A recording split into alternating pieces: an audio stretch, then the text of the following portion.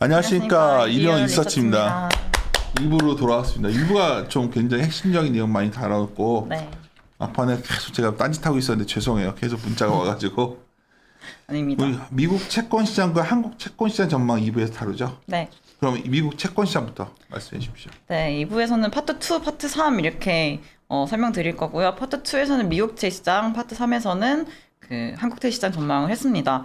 일단 파트 2 먼저 보시면은 제가 제목을 적어놨듯이 미국 연준은 고물가에 대응하기 위한 금리 인상을 할 거다라는 제목으로 적어놨고요. 29페이지 보시면은 상하반기 일드 커브 예상을 적어놨습니다.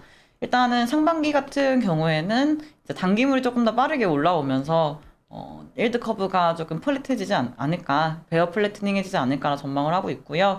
하반기 같은 경우에는 이제 기준금리 인상 기조가 이어짐에 따라서 단기물 약세가 이어질 텐데, 장기물 같은 경우는 생각보다 견조한 흐름 나타날 수 있다라 보고 있어서, 하반기 역시도 플래트닝이 이어질 거다라 전망하고 있습니다.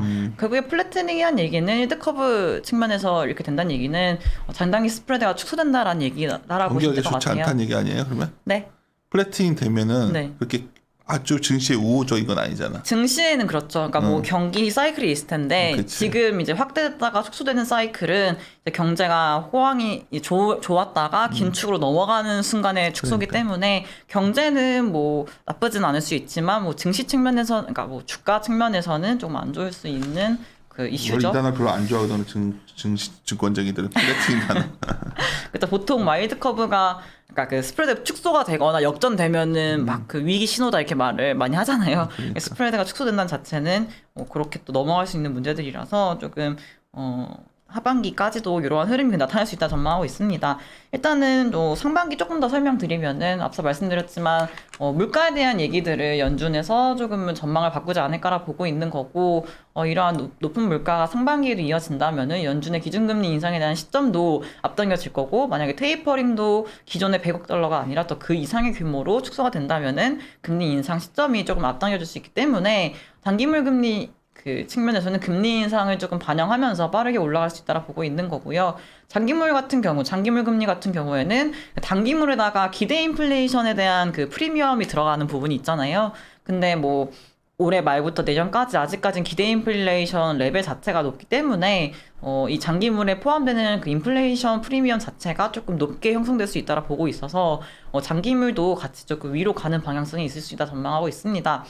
하반기 같은 경우는 실제로 기준금리 첫 인상은 전 3분기 전망을 하고 있거든요. 9월달 전망을 하고 있는데 실제로 기준금리 인상이 9월달에 있을 거지만 4분기도 추가 인상까지도 열어놓고 있어서 3분기 하반기에도 충분히 계속 단기물 측면에서는 약세 흐름이 이어질 거다라 보고 있고요.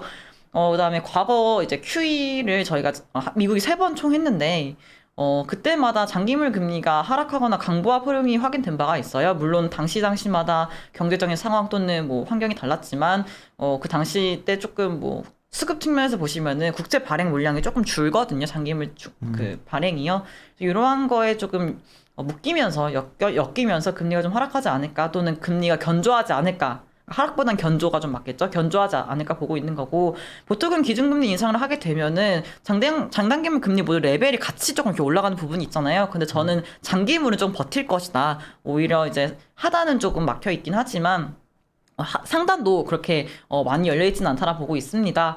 그리고 이제 기준금리 인상을 연준뿐만 아니라 글로벌리하게 다 좀 많이들 할 거기 때문에 금융정책이 변화하는 이런 불확실성이 높아지는 만큼 안전자산에 대한 수요가 그래도 조금 있지 않을까라 보고 있는 거고, 테이퍼링이 이제 진행되고 연준의 정책이 바뀌면서 그래도 이제 외국인들의 미국채 수요라든지 또 외국 중앙은행들의 외환 보유고라든지 이런 것들에 있어서 달러에 대한 수요가 있다면 조금 부가적으로 미국 자산인 미국채에 대한 수요도 좀 있지 않겠냐라고 보고 있는 부분이 있어서 오히려 하반기에는 장기물이 조금은 견조할 수 있다. 그리고 기준금리 인상이 물론 수요가 너무 좋아져서 경기가 너무 화랑이라서 물가가 높아져서 인상을 하는 거라면 장기물도 같이 올라가겠죠. 장기 성장률에 대한 베팅 때문에 올라가겠지만, 만약에 제가 앞서서 가정했듯이 물가에 대응하기 위한 조금 공급 측 때문에 조금 더 물가가 많이 올라온 상태에서 대응을 하게 된다면은 그렇게 긍정적인 상황에서의 금리 인상은 아니다라 판단을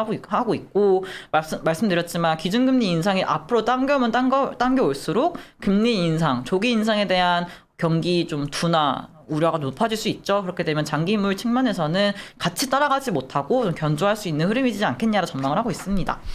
30페이지 보시면은 이제 기대 인플레이션 상승과 임금 상승률이 높아지면은 실제 물가 상승률로 이어질까라고 제목을 적어놨는데, 우선은 이제 뉴욕 연은에서 발표하는 기대 인플레이션이 계속 높아지고 있는 상황입니다. 그러니까 기대 인플레이션은 뭐 고점 부근인 것 같긴 하지만 레벨 자체는 여전히 높은 상황인 거고요. 그다음에 뭐 미국 10년, 5년, 5년하고 5년 포워드 BEI를 많이 기준 그 기대 인플레이션으로 많이 보고 있긴 한데, 물론 조금은 꺾인 모습이긴 합니다. 다만 이게 제가 기준점이 2%로 그어놨다고 생각하시면은 여전히 기대 인플레이션의 2%를 상회하는 수준, 특히 그 5년물 그 BEI는 거의 2.5% 이상 수준에서 옆으로 이제 있다. 수준 자체가 2.5% 정도 있다 보시면은 사실 뭐 기대 인플레이션이 그렇게 낮은 수준은 아니죠. 높다라고 볼 수 있는 거죠. 그다음에 또 임금 상승률이 올라가면은 뭐 수요가 좋아지거나 또는 뭐 물가를 끌어올리는 요인이다라고 또 보시는 분들도 있긴 하지만, 사실 이 상승률은 좀 머지않아 꺾일 겁니다. 왜냐하면 제가 뒤에서 말씀드리겠지만, 그러니까 임금 상승률이 올라갔던 부분들이 이제 고용에서 좀 보셔야 되는데, 그러니까 좀 고임금을 받는 사람들은 실업이 좀 많이 안 됐는데 저임금을 받는 사람들이 거의 다 잘렸거든요. 잘리거나 뭐 코로나 때문에 피해를 받아가지고 일을 안 하거나 해가지고 평균적인 시간당 평균을 보거나 뭐 월급을 보거나 주급을 봤을 때 평균은 높아질 수밖에 없었어요. 그리고 기준 임금을 많이 인상해준 부분도 고임금 측면에서 더 많이 인상을 해줬거든요. 제가 뒤에 데이터 보여드리겠지만, 그래서 지금 이제 향후의 상승률은 둔화되는 흐름이다라 전망을 하고 있습니다. 근데 뒤에서도 말씀드리겠지만, 이렇게 뭐 임금 상승률이 둔화된다고 해서 물가가 빠지는 건 또 아닙니다. 과거 사례를 보시면은. 그래서 지금까지는 그래도 기대 인플레이션이라든지 물가 상승률이라든지 보시면은 오히려 물가가 그래도 조금은 빨리 조금 아직까지는 빠지기는 어려운 흐름이지 않겠냐라 보고 있는 거고, 31페이지 보시면은 연준에서 주장을 하고 있는 일시적인 것이다, 트랜지토리일 것이다라고 판단한 5가지 이유가 지난 잭슨홀 미팅에서 얘기했던 부분들인데, 어떤 기사가 있었냐면요. 지난 10월 19일에 CNBC에서 요 잭슨홀 미팅에서 5가지 근거를 냈던 거를 조목조목 하나하나씩 의문을 제기를 했습니다. 하늘 색깔 박스가 이제 파웰 의장이 얘기했던 근거들과 물가가 일시적일 것이다라 전망했던 이유들이고요. 밑에가 이제 5가지 근거에 대해서 조금 의문이 되는 부분들을 적어놨습니다. 일단은 이제 광범위한 물가 상승 압력이 부재하다라고 파웰 의장은 얘기를 하고 있는데, 공급망 혼란이 당초 예상보다 오래되고 있는 상황이고, 그다음에 이러한 가격 상승들이 사실 뭐 일시적인 부분이 아니라 더 나아가서 좀 경제 전반적인 부분까지도 넘어가고 있는 것이 아닌가라 보고 있는 거고, 사실상 에너지 가격이 상승하게 되면은 이제 에너지 부분에서 끝나는 게 아니라 공장을 돌린다든지 뭔가 다른 쪽에 이제 가격대까지도 영향을 주잖아요. 그렇기 때문에 광범위한 활동에 영향을 주고 있다라고 평가를 하고 있는 상황인 거고, 그래서 연준 파월 의장이 말했던 이 첫 번째 이유는 조금 타당하지 않는다라고 보고 있는 이제 CNBC의 의견이었고요. 그다음에 이제 뭐 비싸진 품목들의 가격 상승률이 완화됐다라고 말을 이제 하고 있는데, 그러니까 물론 중고차 가격이라든지 뭐 WTI가 올라가면서 뭐 에너지 가격이라든지 이런 것들이 지금은 조금씩은 둔화되긴 했습니다. 특히 중고차 측면에서는 상승률이 많이 둔화되긴 했지만, 이제 아직까지는 이제 에너지 측면에서는 조금 물가 부담이 아직까지 상승률 측면에서는 있는 거다라고 보시는 게 맞을 것 같고,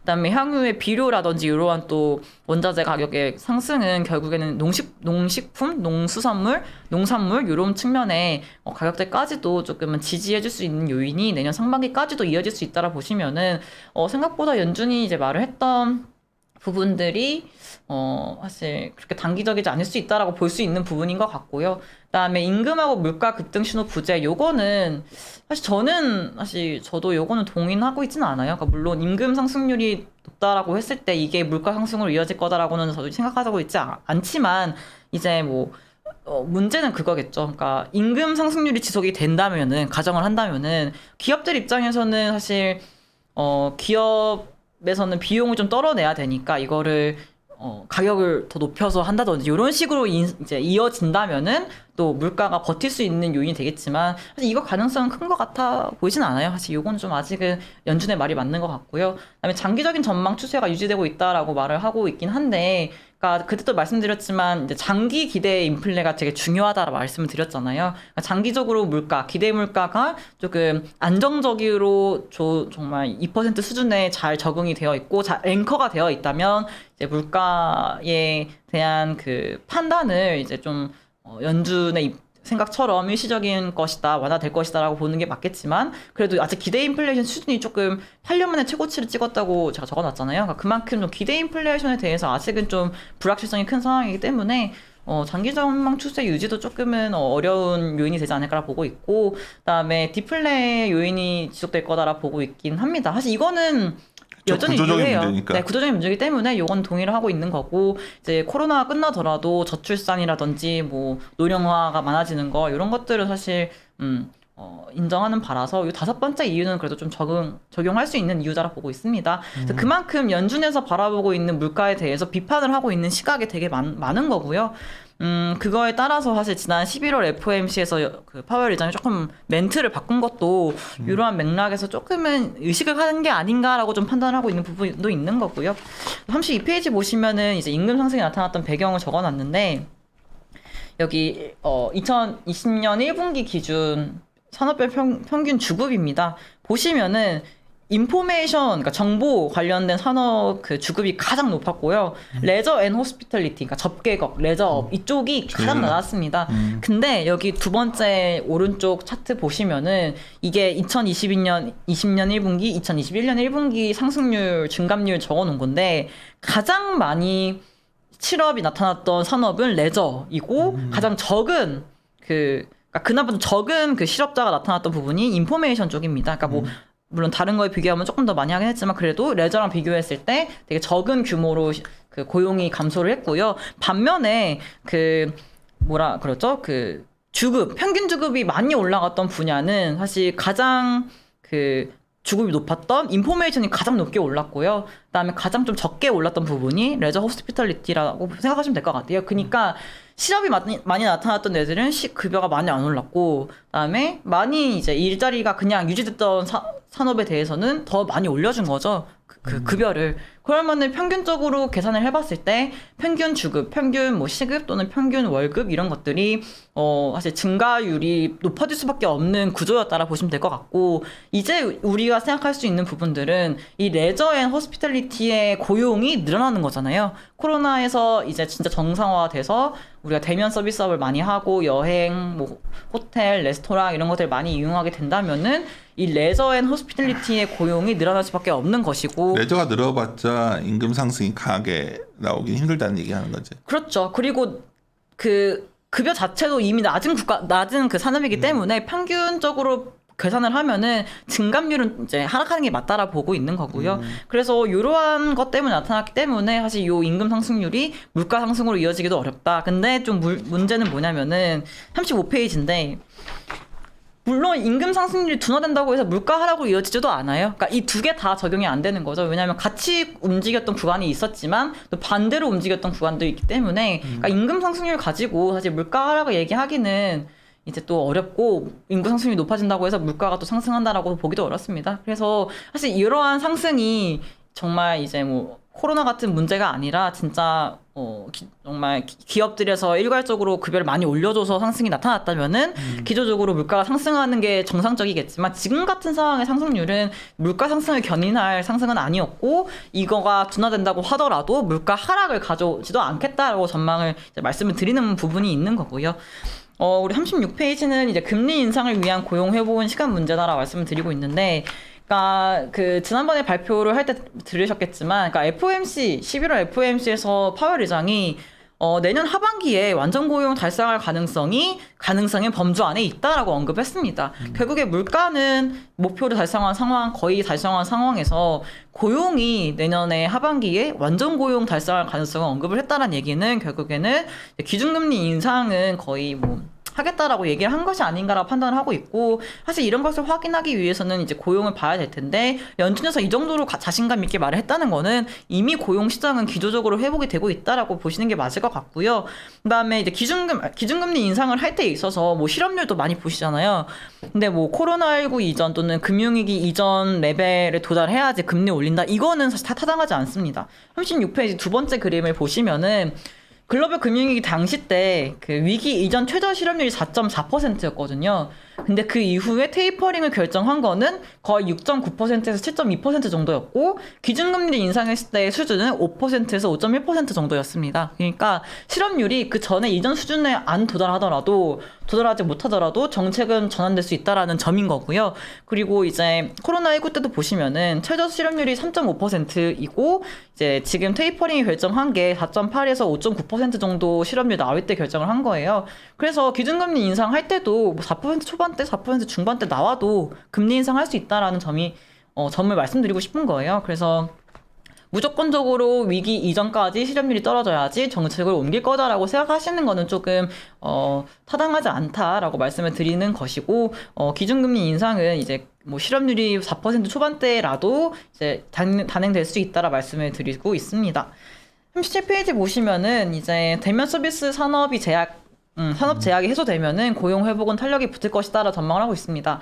지금 보시면 구인율, 퇴직률, 이직률이 가장 많은 그러니까. 그 산업이 레저, 호스피탈리티, 어코모데이션, 앤 푸드, 뭐 레스토랑 뭐 이런 쪽이에요. 그러니까 정말 대면 서비스 쪽이죠. 그러니까 이런 부분들이 아직까지는 우리가 활발하게 이렇게 뭐 소비를 하거나 또는 이제 여기서 일했던 사람들이 아직까지는 일자리로 돌아가지 않은 상황들 때문에, 또는 일하던 사람들도 조금 더 나은 환경을 위해서 이직을 많이 하고 있기 때문에 조금 일자리 측면에서는 여기가 많이 비어있는 상황이거든요. 근데 경제가 정상화가 되고, 그리고 이제 뭐 저소득 계층들 또는 좀 유색 인종들, 여기 많이 종사하던 사람들이 소득이 필요할 거잖아요. 임금 소득 필요할 거니까 시간이 지나면 지날수록 여기 부분에 대한 그 구인난 또 구직난 이런 것들은 해소가 되지 않겠나라고 판단을 하고 있는 상황입니다.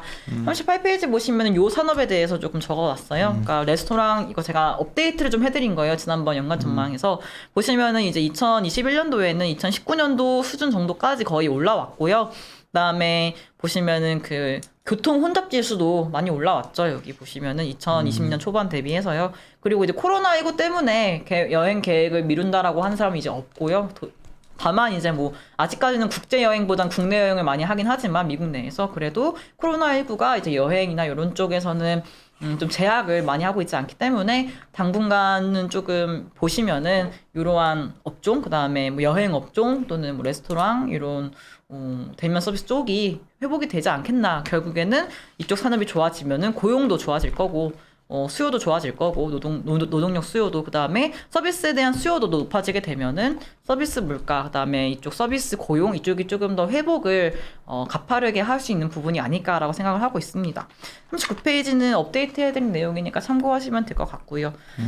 40페이지는 아까 말씀드렸던 서비스업 물가 상승 전망인데, 그러니까 이거는 사실 그 상승의 그 약간 상승률 파워가 얼마일지는 아직 다가오진 않아요. 그러니까 지금 내구재 소비에서 이제는 소비가 서비스로 넘어올 거다라고 생각은 하고 있고, 그다음에 물가 역시도 이제 내구재나 비내구재 상품 물가보다는 서비스 물가가 견조하게 이어질 거다. 요 정도는 이제 판단은 되고 있는데, 요 서비스 물가가 뭐 물가를 엄청 끌어올린다든지 또는 뭐 물가가 정말 안 빠지게 강하게 견조하게 지켜줄 것인지에 대한 판단은 좀 아직 좀 어렵다라고 판단하고 있습니다. 왜냐하면 이게 아무래도 YOY로 들어가다 보니까 상승률 측면에서는 좀 둔화가 될 수 있는 가능성이 크거든요. 그렇게 되면 올해 올라왔으니까 내년에 내려가고 그거 아닌가? 그렇죠. 이렇게 되긴 하는데, 그러니까 서비스 물가는 사실 올라온 지는 얼마 안 돼. 그러니까 그러네? 네, 그 내구재랑 비교했을 때는 그렇지는 않으니까.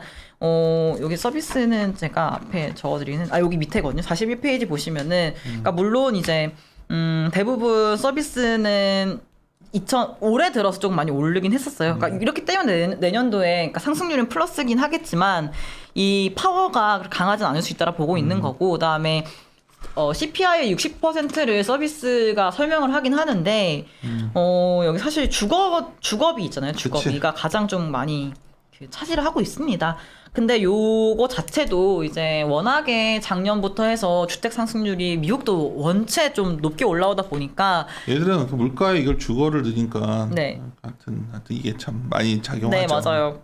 그래서 이게 만약에 그러니까 아까도 말씀드렸지만 제임스 블라드 총재가 또 어떤 얘기를 했냐면 지금 주택 가격에 버블이 보인다 이렇게 말을 했거든요. 일부 버블이 보인다. 그러니까 결국에 상승률 자체가 만약에 꺾이거나 조금 둔화가 된다면은 이런 주거비 측면에서는 상승률이 좀 둔화될 것 같거든요, 같이. 그렇게 되면, 사실상 뭐 CPI 상에서 서비스가 60%이긴 하지만, 60%의 절반이 주거비이기 때문에, 사실 요거가 빠지게 되면은 서비스 물가가 그렇게 강하게 또 지지를 못할 수도 있어요. 근데 만약에 그렇지 않고 뭐 주택 가격이 계속 견조하게 올라간다든지 또는 우리가 생각하고 있는 레크레이션이라든지 뭐 이러한 운송, 교육 이쪽 부분에 대한 물가가 좀 빠르게 더 올라와가지고 뭐 지탱을 해준다든지 하면은 또 어떻게 될지 모르겠지만 조금 하방 압력을 주는 애와 상방 압력을 주는 애가 좀 혼재해 있기 때문에 방향성은 위가 맞긴 하겠지만 조금 그 강도 자체는 조금 참 판단하기 어렵다라 보고 있습니다. 그래서 42페이지 보시면은 이제 앞서 말씀드렸지만 그 주택 수요는 조금 견조하게 아직도 이어지고 있고 공급은 여전히 부족한 상황이다라 보시면은 가격은 이제 올라가겠지만 상승률은 좀 둔화될 수 있는 구간이지 않을까라 판단하고 있는 거고요.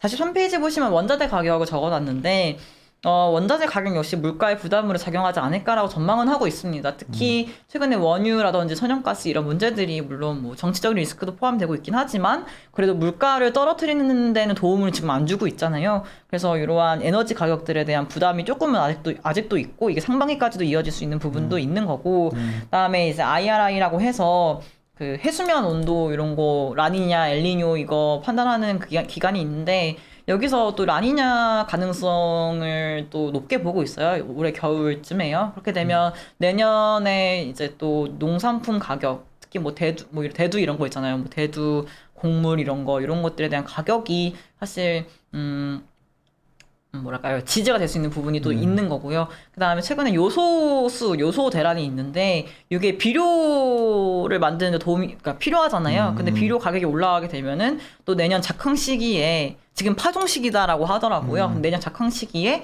만약에 지금 요소가 비싸져가지고 비료를 많이 못 썼다면은 상품 생산량도 줄어드니까, 내년 작황 시기에 또 생산량이 줄어드는 또는 고품질의 그 상품을 재배하지 못하는 상황이 되면은 오히려 또 이러한 측면에서는 내년 상반기에 물가를 또 지지하는 요인이지 않을까라 보고 있어서 제가 말씀드렸지만 내년 상반기에도 물가가 견조하게 높은 상황이 이어지면은 연준에서 대응이 나설 거다라고 생각하는 부분에 있어서는 사실 이러한 이유들이 조금은 설명을 해주지 않을까라고 판단을 하고 있는 겁니다.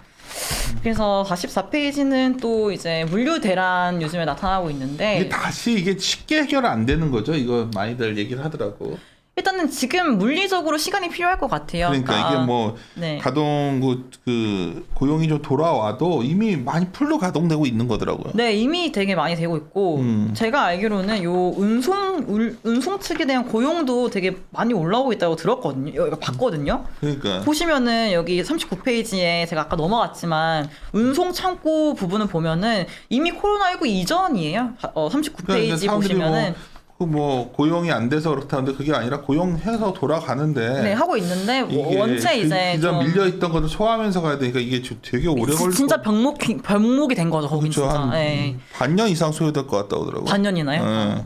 오, 그렇군요. 제가 반년은 못 들었는데 그래서 생각보다 아니, 좀 그래서 시간이 이게 필요하다라고 이제 듣긴 했는데 우리가 뭐 어떤 분이 치료제 나왔으니까 이게 그 문제가 아닌데 그러니까 컨테이너 자체를 빨리 이렇게 운반을 해야 되는데 이게 지금 쌓여 있는 게 많다 보니까 또 해상에 있는 것도 되게 많다면서요. 그래서 요거는 해결은 된다라고 저도 전망을 하지만 사실상 시간이 필요한 부분이다. 이렇게 되면 운송 비용이라든지 또 뭐 블랙 프라이데이, 크리스마스 연말 쇼핑 이런 것도 있잖아요. 그렇게 되면 또 이게 또 가중돼가지고 또 여기 해소되기가 시간이 필요하다. 이렇게 되면 운송 비용, 물류 비용은 조금 더 이제 뭐 상반기까지도 조금 이어지지 않을까라고 판단을 하고 있는 부분이고 물론 이게 지금 차트 보시면은 꺾이긴 했지만 이 레벨 자체는 뭐 18년도 19년도 비교하면 진짜 거의 2배 거의 더블 이상이잖아요. 그러니까 비용 자체는 되게 비싸진 것은 맞는 것 같아요. 그래서 45페이지 보시면은 이제 말씀드렸지만 여기 아까 에너지 부분 그다음에 운송 부분 그리고 그다음에 경제가 이제 좀 정상화가 됨에 따라서 그 물가가 높아진 부분들, 수요 올라오면서 높아진 부분들이 되게 같이 혼재해 있는 상황이고요. 한국은행 자료를 조금 인용을 했는데, 그러니까 한국보다 미국이 병목 현상에 따른 그 뭐랄까요, 물가가 높아진 상황인데 요게 해소되는 시점이라든지 해소되는 속도는 좀 느릴 것이다라고 전망을 하고 있더라고요.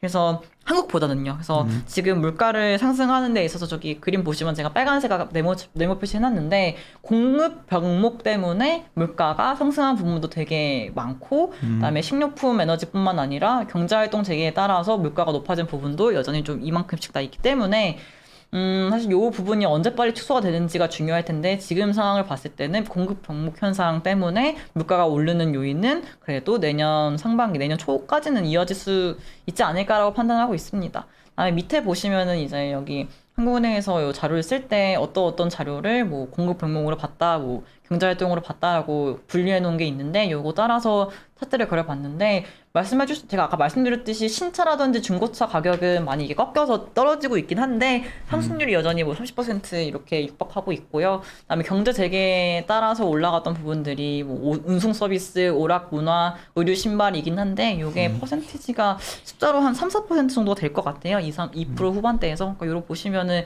이런 부분이 만약에 빨리 해소가 되지 않고 옆으로 횡보하거나 더 늘어나게 되면은 물가를 끌어올리는 또는 물가를 플러스로 기여하는 요인들일 것이다라 판단하고 있습니다.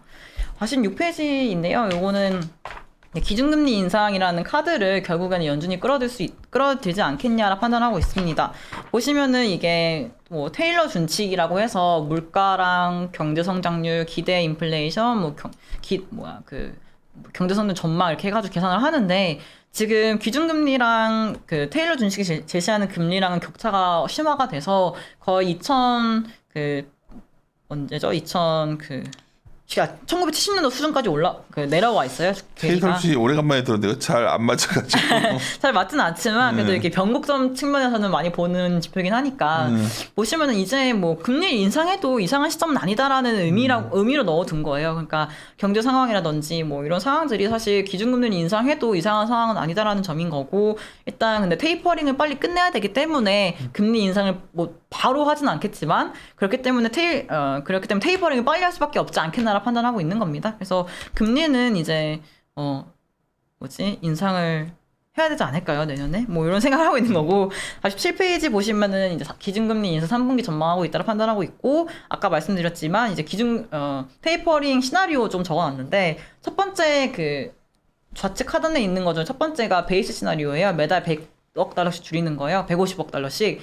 그렇게 되면은 5월 달에 끝나고 그럼 6월에 종료가 되거든요. 그러면은 6월에 종료가 되면은 그래도 3분기에 인상할 수 있는 여지가 있는 거고. 근데 제가 말씀드렸지만 빠른 축소를 이제 한다고 했을 때 저는 두 번째 차트를 좀 기본적으로 보고 있는데 3월 달에 그러면은 이제 매입을 거의 마무리할 수 있는 거고 그렇게 되면은 이제 5월, 6월, 7월 이 정도까지는 그래도 테이퍼링 끝내고 기준금리 인상하는 시간을 가지고 금리를 9월에 올리지 않겠나 판단하고 있는 거고 마지막 시나리오는 전 조금 가능성은 크다고 보진 않지만 정말 빨리 줄였을 때는 사실 2월 달에도 줄일 수 있다. 그러니까 상반기 내년 1분기, 2분기에는 정말 다 끝나는 거죠. 테이퍼링도. 그렇게 되면은 이제 기계적으로 사람들은 기준금리 인상을 준비를 해야겠구나라는 인식이 있을 거고 사실 이거는 단기물 금리를 올리는 요인으로 작용할 거고 그러니까 요런 그 시나리오별로 있지만 시기 자체는 내년 2분기가 되면은 결국에는 기준금리 인상 언제 하냐는 얘기들이 더 많아질 거란 얘기들인 거죠. 그래서 내년에 지금 뭐 언제 기준금리가 올릴 거고 얼마 정도로 전망하는지 여기 그 CME에서 페드워처라는 그 자료가 많이 보거든요. 그럼 대충 보시면은 거의 첫 번째 인상 을 할 가능성이 높아진 부분들이 사실 여기 4월달 이후 정도부터거든요. 4월달 이후 정도부터 기준금리 레벨이 한 0.25에서 0.5%겠다라고 하는 그 답변 표준이 높아졌고요. 그 다음에 추가적인 인상은 사실 10월에서 12월 넘어가는 구간에서 이제 좀 한 번 더 인상하지 않겠나라고 조금 컨센이 잡혀 있어요. 그러니까 내년 한 2번 정도 인상하는 거가 기준금리 인상에 대한 그 컨센으로 잡혀 있다라 보시면 될 것 같고 시기는 뭐 아직은 확실하게 나온 건 아니지만 저는 3분기 정도로 보고 있다라 보시면 될 것 같습니다. 48페이지, 49페이지는 이제 과거에 기준금리 인상했을 때 장단기 금리가 어떻게 움직였는지인데요. 저는 사실 이 48페이지 두 번째 그림에서 네모칸이 이제 올해 상반기에 나타날 것 같은 흐름이다라 보고 있고요. 그러니까 장단기물 금리 같이 오르는 구간이다라고 보고 있는 거죠. 상반기에. 주식하는 사람들이 제일 좋아하는 그림입니까? 네. 그리고 49페이지 보시면은 이제 이렇게 될까? 네. 아니다. 49페이지 보시면 희망사항들인데. 보시면 이제 왼쪽 그 차트가 있는데 그 이거는 이제 하반기 움직임. 그러니까 단기물은 이것보다 좀 올라갈 수 있겠지만 장기물은 조금 견조하게 버티는 그림이 요 그림이지 않을까라 판단을 하고 있어요. 그러니까 금리를 올리더라도 이제 장기물 금리는 빠질 수 있는 구간이 있거든요. 그러니까 요런 빠지거나 견조할 수 있는 부분이 있는데 요 구간이 사실 하반기 그림일 것 같고 앞에 그림이 상반기이지 않을까. 팁 하나 드릴까요? 네. 우리가 자료를 써야 되잖아. 네. 꼭 과거에 어땠는가를 해가지고 자료를 써야 되니까 그림을 넣어야 되니까. 네. 근데 이제 정말 제가 뭐 이거저거 시도를 해봤으니까 우리 네. 옛날에 광역이랑도 하고 했는데 그냥 세상은 항상 새로워지는 것 같아요. 맞아요. 그러니까 맞죠. 너무 과거에 이랬던 거에 안 했던 게 금리 인상 시기마다 꼭 자꾸만 자기가 경험했던 그 시기를 대입해서 쓰는데 전 14년, 15년과도 많이 달라질 수 있다 보고 있거든요. 저는 근데 그런 걸 확인하고 싶었던 거예요. 그런 거죠. 금리 만약에 기준금리 인상을 한다? 그러면 과연 기준금리 올린다고 해서 장기물, 단기물이 같이 오를까?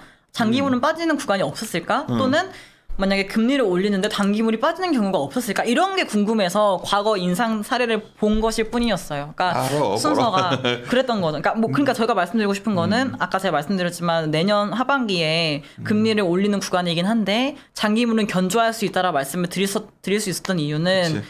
그게 불가능한 시나리오는 아니다라는 점인 거고, 그다음에 장기물에 대한 수요가 내년에도 그다음 수급 측면에서 공급도 줄어들 거고, 수요도 만약에 안전 자산 측면에서 장기물을 산다면 외국인들이 또는 미국 내 투자자들이 산다면은 이제 장기물 금리가 기준금리 인상하고 같이 맞물려서 올라가는 것이 아니라 조금은 상단에 지켜질 수 있는 가능성이 있지 않을까라고 본 이 최근에도 정도예요. 미국제 장기채들이 강한 이유 수급에 외국인들이 사는 것 같아. 그죠. 오늘도 10년물인가 입찰이 있었거든요. 10년물이었나? 10년물이었던 것 같아요. 10년물 입찰이 있었는데, 물론 390억 달러라서 규모가 크진 않았지만, 근데 요거가 입찰 수요는 강하진 않았어요. 전반적으로. 왜냐면 낙채금리가 그 평균 그 시장금리보다 높았거든요. 근데 그 외국 중앙은행들이 수요하는 비간접 입찰이 있거든요. 그거는 지난 6개월 동안의 평균보다 높았어요. 이 얘기는 그러니까. 외국인들이 그래도 수요가 강한, 맞아. 아직은 강하다. 그러니까 상대적으로, 상대적으로. 아무튼 그렇고요. 50페이지부터는 과거 테이퍼링 때 움직임, 그다음에 QE 때 어떻게 움직였는지를 적어놓은 거라서 천천히 읽어보시면 될 것 같아요. 앞서 말씀드렸어요. 상당히 유용하고 네. 이거를 지식으로 경험치로 안 갖고 계신 분들은 반드시 이 데이터를 비교하시면 그때 어땠는지 찾아보셔야 되죠. 근데 네, 이제 저도 이제 당시에 학생이었거든요. 14년도. 그래서 저도 이거를 이렇게 한 거니까 가장 이거 참고하시면 좋을 것 중호가 같아요. 맨날 나 놀리는데 그 중에 내가 11년인가 네. 끝나고 나서 시작을 한번 되게 아래로 숏 콜을 네. 했었어요. 너무 좋지 않았어요? 그래서 그때 맨날 나 놀리는 그것 때문에 내가 그때 팀장이었으니까 중호가 맨날 네. 그것 때문에 잘 부리신 거 아닙니까? 그런데 그때 사실은 저번에 한번 얘기했는데 우리가 쇼콜했던 이유가 그 이유 때문에 빠진 게 아니었어. 이유 어찌됐든 뭐 결론은 이거는 참 코미디라는 게 이런 거예요. 그때 뭐 장 맞췄다고 막 그죠. 인터뷰하고 맨날 그랬는데 제가 이런 거 이제는 이런 말씀 드리는 게 그게 뭐가 중요합니까? 중요한 거는 내가 어떤 식으로 포트를 짜가냐가 중요한데 그랬을 때 금리 움직임이 중요한 거고 네. 우영 연구원 말대로 내년에 그런 움직임이 나오면 또 왜냐면 아까 내가 우영 연구원 하기 전에 이한나 연구원은 좀 네. 말이 길어졌잖아요. 네. 이번 주로 저에 어떤 케미칼 섹터 얘기를 하다가 이른바 케미칼 섹터 같은 게 별로거든. 하여튼 그래서 하여튼 말이 또 산으로 간다. 네, 그래서 55페이지부터는 수급 요인들 이제 제가 생각했을 때 55페이지. 수요 요인과 공급 요인들을 적어 놓은 거고 이제 말씀드렸지만 상반기는 사실 테이퍼링을 진행을 하는 거기 때문에 55페이지예요. 연준 자산 매입은 지속될 거고 테이퍼링 구간에서 달러와 안전자산 선호가 있었다. 근데 이제 기준금리 인상 우려라든지 또는 뭐 기대 인플레라든지 이런 거가 견조하면서 장기물 좀 올라갈 수 있지만 그래도 하반기에는 이런 요인들이 좀 유지되지 않을까라 보고 있는 거고요. 그다음에 공급 측면에서는 발행 규모는 줄어들 수밖에 없습니다. 21년도, 20년도는 코로나 때문에 재정 정책을 좀 매우 강하게 펼쳤기 때문에 기계적으로 감소하는 부분이 당연히 있을 거고요. 그렇게 되면은 발행 규모가 축소가 되겠죠. 그다음에 테이퍼링 구간에서도 이제 좀 장기물, 중장기물 발행이 조금 줄어드는 좀 그 뭐랄까요, 경향성이 있었기 때문에 좀 기대가 되는 부분도 있는 거고, 다만 근데 이제 초단기물보다는 중기물, 초장기물 발행이 조금은 비중 측면에서 높아지는 구간이거든요. 유의가 해소되는 구간에서는요. 그래서 이런 정도 공급 요인이 있다라 보시면 될 것 같습니다. 요 뒤에는 사실 보시면 될 것 같아요. 이 수요 요인, 공급 요인을 제가 하나하나 일목요연하게 정리한 거라서. 57페이지 그림이 되게 의미 있는 게 네. 보통 이러고 나면 이머징은 돈 잘 안 가고 선증내에 돈 돌잖아요. 맞아요. 이거는 저랑 이걸 알고 계시는 게 좋아요. 차장님이랑 많이 쓰는 데이터인데 보시면은 테이퍼링 처음 이때 빠졌던 부분들, 이때 달러가 올라갔던 부분들은 사실 그 테이퍼링 자체에 대한 그게 개념이 없었고 연준의 긴축으로 받아들였기 때문에 달러만 강했고 엔화는 약했거든요. 근데 이제 테이퍼링이 진행되고 보니까 이거는 사실 연준의 긴축이 아니다라는 인식이 펼쳐졌고, 그렇게 되면서 이제 안전자산 뿐만 아니라, 그러니까 이머징이 아니라 그러니까 선진국, 그러니까 엔화 또는 뭐 달러 플러스 유로화 이쪽에 대한 수요가 높아지는 구간이었어요. 그러니까 올해 상반기, 그러니까 내년 상반기 측면에서는 이러한 흐름이 나타날 수 있다는 거죠. 지금 이미 나타나고 있지만. 뭐 해외 투자한다면 일본 같은 데가 괜찮을 수 있는 거예요. 의외로. 근데 일본은 경제랑 만약 따로 논다라고 생각하면은 뭐 일본 엔화니까. 그렇지. 아니 뭐 내가 그거 이제 가끔 얘기하는데 뭐 해외 뭐 할까요? 그러면 내가 뭐 이제 선진국이 미국이 주춤하면 뭐 이머징에 돈이 오잖아. 그러면 내가 무슨 소리냐고. 내년에 그럴 것 같진 않아. 선진국 내에서 돈 돈다. 네, 그렇습니다. 그래서 보시면 될 것 같고요. 64페이지 한국은 조금 간략하게 끝낼게요. 왜냐면 제가 좀 과도하게 매파적으로 해설하고 있잖아요. 아유, 그냥 질러보는 거야 원래. 그래서 64페이지 보시면 제목은 정책 여력 확보를 위한 금리 인상입니다. 그러니까 일단 저는 아직 게임 끝날 때까지 끝난 게 아니야. 맞습니다. 네, 맞죠. 제가 당신의 의견에 대해서 그렇게 동의하진 않지만 애널리스트가 한번 질렀으면 게임 끝날 때까지 끝난 거 아니에요? 네, 물론 지금 시장 금리는 전혀 이거 전혀 저하고 참고로 얘기해줄까? 내가 그 우리 채권공과 이제 회의를 했어요. 투자 관련 회의를. 우리 뷰는 빅스텝이다. 뭔 소리 하시는 거예요? 뭐 나한테 막 해가지고. 근데 내가 우리 우영 연구원이 한번. 근데 논리는 심플해. 내년에 못 올린다는 거 아니야? 내년 상반기 못 올린다. 지금 올려야 된다는 거. 네, 지금 올려야 된다. 오케이. 네, 왜냐면 뭐 이거 사실 뭐 앞에 뒤에 보시면은 65페이지 보시면은 방향은 사실 미국하고 비슷해요. 그러니까 그렇게 비슷한데, 그러니까 우리나라 하반기에 금리 빠진다고 생각해요. 그러니까 미국은 견조하게 버티지만 한국은 장기물 빠진다, 단기물 오르는데 장기 빠진 요 조금 차이점은 그거 하나 있는 거고요. 66페이지 보시면 대선 전에 기준금리 인상 없다라는 의견은 여전히 유지하고 있는 상황이고, 그렇기 때문에 기준금리 인상할 거면은 11월 달에 빅스텝으로 인상을 할 필요성이 있다라 보고 있는 부분이 있는 거고, 그다음에 최근에 물가 보셨는지 모르겠는데 물가가요. 잠시만요.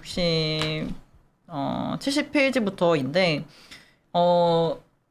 최근에 물가가 3%를 찍었습니다. 3.2%인가까지 올라왔습니다. 그러니까 CPI가요. 근데 요러한 그 상승률이 사실 그 원래는 하반기에 물가 안정될 거다라고 생각을 했던 부분이 있었는데 그렇지 않았던 것 같고, 그다음에 최근에 농산물 가격 이런 것들 장난 아닌 것 같아. 그리고 뭐 에너지 가격이 또 많이 WTI 때문에 음. 있어가지고 그런 부분도 있었고요. 농산품도 그렇고요. 근데 이제 만약에 한국은행에서 전망하는 여기 2.1%에 도달할 거잖아요. 그러면은 이번 달이랑 다음 달에 1% 후반대가 나와야 돼요. 3.2%에서. 어렵잖아요. 알아. 당연히 물가를 높이겠죠. 내 생각에는 이번에는 25만 하고 내년도 선거 전에 한 번 더 할 것 같아. 왜냐하면 부동산 때문에. 그러니까 저는 근데 고민이 되는 건 그거죠. 이거 사실 다 그냥 대충 보시면 되고. 뭘 대충 봐. 79페이지 보시면 나오기 시작했어 또. 78이랑 79 보시면 돼요. 흥분하지 말고. 왜냐면 제가 너무 이 상황이, 그러니까 이때가 저는 사실 지금 2010년대 시민이 떠올라요. 그러니까 연준이 기준금리를 이제 안 했을 때 한국이 먼저 기준금리를 인상을 했고, 연준이 기준금리를 올릴 때 한국은 금리를 인하하는 상황이었어요. 그치. 경제가 다시 꼬꾸라졌거든요. 사람들이 이걸 참 잘 모르는 게 같이 움직인다고 생각하는데 전혀 아니지. 여기 그림 보시면 되잖아요. 여기 네모칸 쳐놨어요. 네모칸에서 연준이 그 대응 안 하고 있는데 혼자 대응을 했어요. 왜냐면 경제가 살아났네 하고 올렸어요. 근데 막 79페이지 보시면 돼요. 79페이지 보시면 제가 이것도 업데이트해서 넣는 건데 뭐 똑같이 움직이진 않지만 이 GDP 측면에서 민간 소비, 뭐 정부 소비, 설비 투자, 건설 투자, GDP 전반적으로 이제 뭐 방향이 꺾이고 있잖아요. 그러면은 일단은 기준금리 올리기 시작했어요 지금. 근데 만약에 경기가 또 안 좋아졌어요. 금리를 인하해야 되잖아요. 근데 인하할 게 없어요 지금 0.75면은. 그러니까 저는 다음을 준비하기 위해서 올려놓고 탄약을 준비해야 약을 된다라는 거예요. 아쉽지 않아요? 내 말은 네. 또 이번에 안 하고 내년에 한 번 더 할 수 있다는 거지. 근데 그런 거죠. 지금 저는 그러니까 똑같아요. 레벨은 똑같아요. 레벨은 지금 빅스텝을 올리나 내년이 뭐 1월이든 뭐 2월이든 올리나 레벨은 똑같으니까 일단 빨리 지금 올려놓으면은 정말 여차해가지고 빨리 올리게 되면 1월 또 올릴 수 있잖아요. 그러니까 그런 준비를 하는 거죠. 그러니까 기준금리를 인하할 수 있는 상황이 올 수 있으니까 정책을 준비를 해놓는 거예요. 왜냐면은 우리나라는 한국은행은 정책을 기준금리 인상 인하로밖에 거의 안 하잖아요. 자산을 뭐 QE를 해가지고 해주는 것도 아니고 국고채 단순 매입도 한국은행 입장은 금리 변동성이 커졌을 때 하는 그러한 긴급적인 이렇게 항상 하는 조치이기 때문에 뭔가 위기가 나타났을 때 하는 정책은 사실 기준금리 인하밖에 없기 때문에 정책의 여력을 확보하기 위한 측면에서 좀 금리를 빠르게 올릴 필요가 있다라 판단을 하고 있는 상황입니다. 근데 재밌는 얘기 해줄까요? 네. 채권 애널리스트들은 잘 보면 이제 굉장히 국채 위주로 얘기를 해요. 맞아요. 근데 주식쟁이들은 이제 보는 거지. 이제 대출금리가 상당히 가파른 거 아시죠? 요즘에 많이 빨리 올라. 과거 기준금리에 이거보다 높을 때보다 대출금리가 높아요. 네네. 알지 무슨 말인지. 이거 찾아보십시오. 그리고 또 하나는 전 채권 시장 이럴 때마다 항상 은행채 여정채를 봐요. 네. 왜냐면 이 둘은 상당히 금융기관에 연동되어 있는 분들어 거래 여부가 매우 중요하거든요. 네. 거래가 잘 안 되더라고. 이게 무슨 말이냐면 우연 연구원 얘기에 대해서 나는 뭔가 채권 시장이 여전히 뭔가 불확실하다는 느낌을 받고 있거든. 그래서 아직 그거를 게임 끝날 때까지 끝난 건 아니라 얘기를 하는 건데 이럴 수도 있죠. 이런 상황 속에서 왜 이렇게 유지될까 보면 나는 선거 전에라도 금리를 그러니까 이번에 올리고 내년 3월 전에 한 번 더 올리고. 근데 의회 연구원은 내년 3월 전에는 못 올리니까 지금 다 올려야 된다 얘기하는 것 뿐이잖아요. 네, 맞습니다. 근데 저는 이번에 올리고 내년 3월 전에 한 번 더 올릴 수도 있을 것 같아요, 이번에.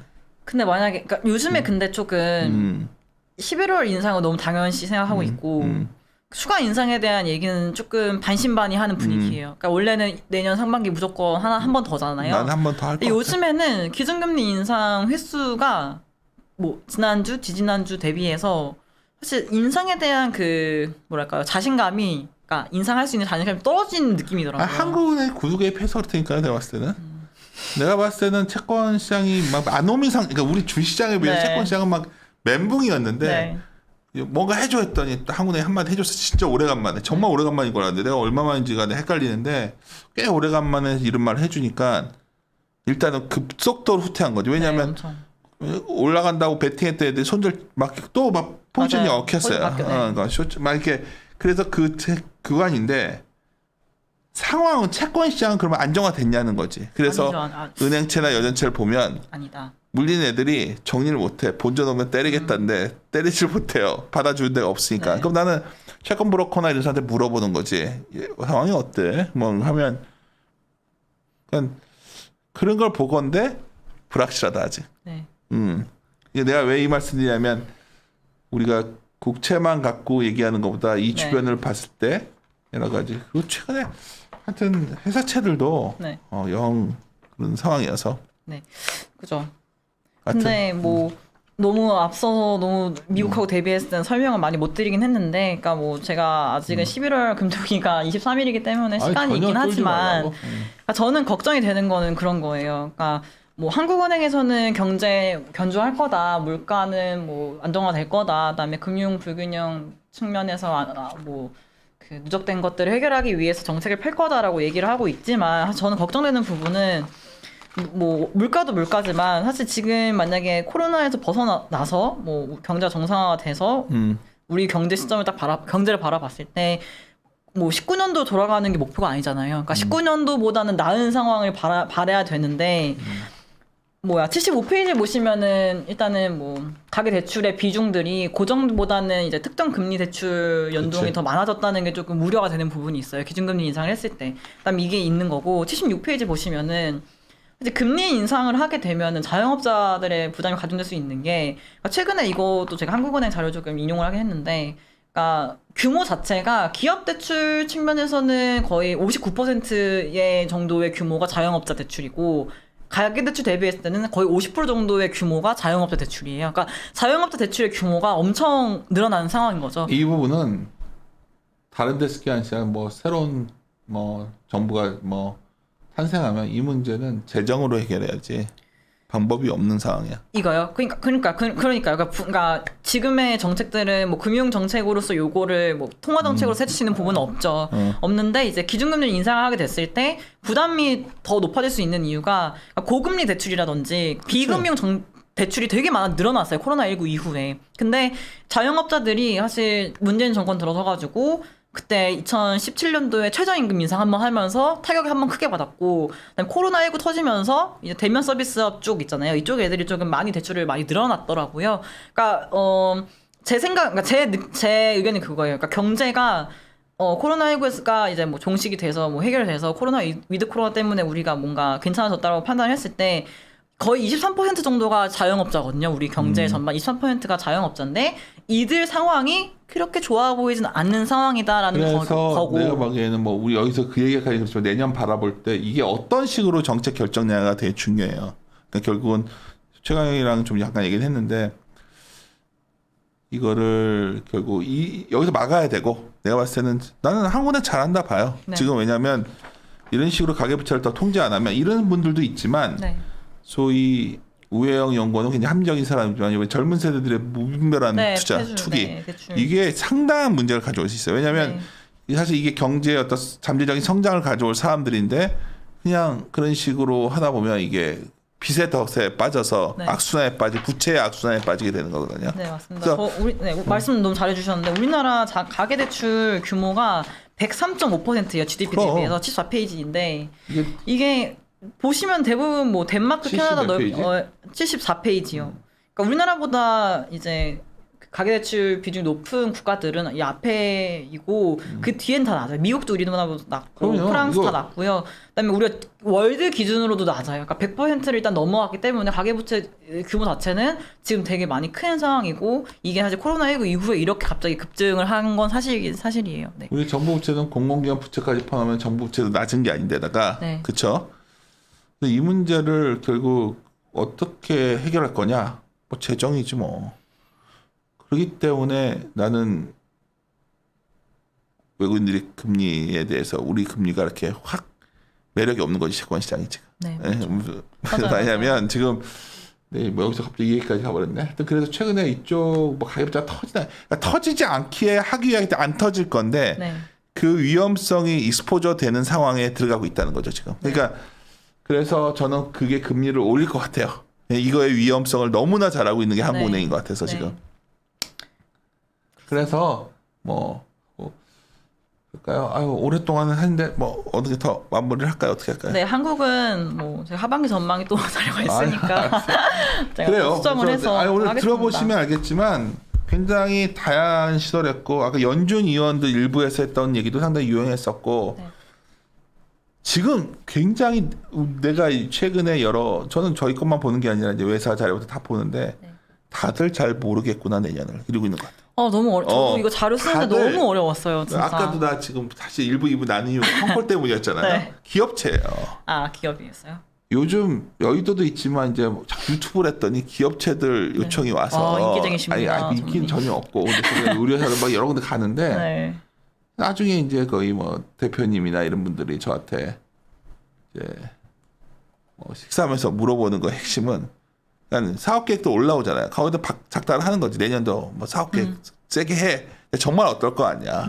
그럼 내가 이러이러한 처리 얘기하면 다들 걱정들이 가득하는 거지. 그러니까 자기들은 실무에서 느낀 거지. 내가 맞아요. 맞는 말씀입니다. 그럴 때가 내가 어제도 저녁 먹는데 이제 기업체 분들이었는데 뭐 나야 뭐 가가지고 아이비 쪽 일을 하려니까 그것 좀 어떻게 엮으려고 막 갔는데 야 듣는데 정말 고민들 많더라고. 이게 지금 아까 우리 공급망 이슈도 이게 절대 간단치가 않은 게 내년 사업 계획들을 못 세우더라니까. 이걸 어떻게 해야 될지 모르겠어가지고 네. 나도 모르겠고. 이 시기, 뭐랄까요, 걸리는 기간에 대한 걸 아예 가정을 할 수 그러니까 없으니까. 이거를 그리고 앉아 있으니 애널리스트들은 이거 추정을 할 수 있겠냐고. 그러니까 이번 주에도 다들 맞아요. 스프레드 돌 거라 그러는데 내가 아까 이한나라 연구원한테 왜 길어졌냐면 내가 몇 군데다 밸류 주식 중에 싼 것들이 케미칼에 있어가지고 이런 것들 누가 물어보면 이거 사면 물리겠어요 이 말 했었는데 숫자 딱 갔더니 허한 거야. 내가 사실 뭐 그래서 이런 걸 보면서 야 이게 에너지 추정치들이 이거는 에너지의 문제가 아니라 정확히만 그거 게으른 게 아니야. 네. 다 똑같이 지금 사업하는 사람들도 다 헷갈려하고 있는데 지금 좀 과잉 기대들이 되어 있구나. 그래서 시장 안 좋게 보이는 거예요. 뭐 이거 자꾸 저한테 왜 자꾸 이러시냐는데 저야 맨날 원래 한 이 정도면 주식 사라고 해야지 맨날 이러고 있다가 네. 그런 상황을 보면서 어떻게 장기 투자를 얘기해요. 지금 어떻게 될지 모르는데. 네. 그러니까 채권 시장 그래서 이런 거를 주식 하시는 분들도 오늘 이 우혜영 연구가 한 내용들을 그냥 막연하게 뭐 테이퍼링 때 이렇게 하는 분 이리 오는 분들이 아니고 우혜영 연구 성장하는 거 봤잖아요. 점점 더 깊이 들어가고 있거든. 점점 더 깊이 들어가시면 네. 직관이 생깁니다. 직관이. 매크로의 직관이 생기면 섹터에 대한 아이디어가 생각나요. 이건 제가 자꾸 매크로를 등한시하는 분들한테 항상 드린 말씀인데 제가 캠피셔 좋아해서 제가 옛날 방송에서 노이즈라고 했지만 사실 매크로 이 미묘한 변화들 아까 뭐 중요한 거 많이 보여줬어요. 고용이 어디서 되고 있고 어디가 이런 것들만 잘 보셔도 지금 상당히 변화 옵니다. 나도 지금 또 시내로 자 네. 을지로 입구까지 가야 되는데 큰일 났다. 늦었다. 지금 네. 점심 약속인데 11시 반까지 갈 수 있을까? 빨리 가셔야겠다. 12분이네. 야, 이게 큰일 났네. 예, 마무리 짓도록 하겠습니다. 함께 고민하시죠.